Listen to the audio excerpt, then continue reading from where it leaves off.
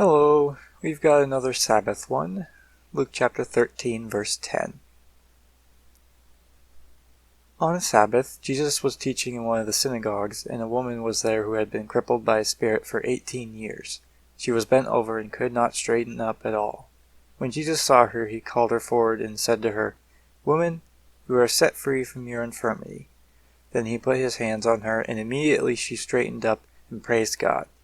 Indignant because Jesus had healed on the Sabbath, the synagogue ruler said to the people, "There are 6 days for work, so come and be healed on those days, not on the Sabbath." So, we've gone through this so many times, I don't really know what to say. But notice that the synagogue ruler spoke to the people, not Jesus. Some possibly thought that the synagogue ruler had more power than Jesus, but since they saw this miracle, they probably changed their minds.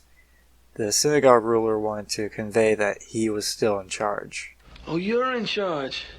Well, I got some bad news for you, Dwayne. From up here, it doesn't look like you're in charge of Jack.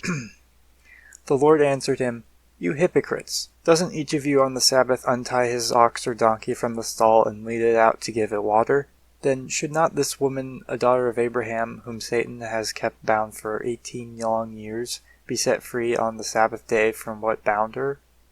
When he said this, all his opponents were humiliated, but the people were delighted with all the wonderful things he was doing. It's true that you couldn't just let your livestock fend for themselves for one day, so farmers didn't really get a Sabbath. And for most of human history, a high percentage of the population was farmers, so all the people would either have personally understood this, or they would definitely know from just living in those times. And God obviously holds human life above the life of an animal, so if you can take care of your animals on the Sabbath, then humans can be taken care of as well, especially since this was such a big miracle. 18 years the devil has plagued her.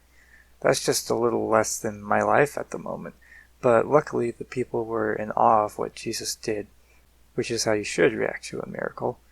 And as a bonus, the synagogue ruler was humiliated. Let's jump to verse 31. At that time some Pharisees came to Jesus and said to him, "Leave this place and go somewhere else. Herod wants to kill you." He replied, "Go tell that fox, I will drive out demons and heal people today and tomorrow, and on the third day I will reach my goal. In any case, I must keep going today and tomorrow and the next day." These Pharisees were actually trying to protect and help Jesus. The mention of good Pharisees is scattered and minimal, but they did exist. You can tell they did believe in him, because the thought of Herod killing Jesus would sound great otherwise. So who knows what their stories are, but it's great that they're true believers. Then Jesus calls Herod a fox. That's funny to envision. To call someone a fox most likely means that they are maybe smart, but they are weak and cowardly. He said that he will not stop working till he completes his mission, alluding to his resurrection. For surely no prophet can die outside Jerusalem. "O Jerusalem, Jerusalem, you who kill the prophets and stone those sent to you, how often I have longed to gather your children together as a hen gathers her chicks under her wing, but you were not willing. Look, your house is left to you desolate.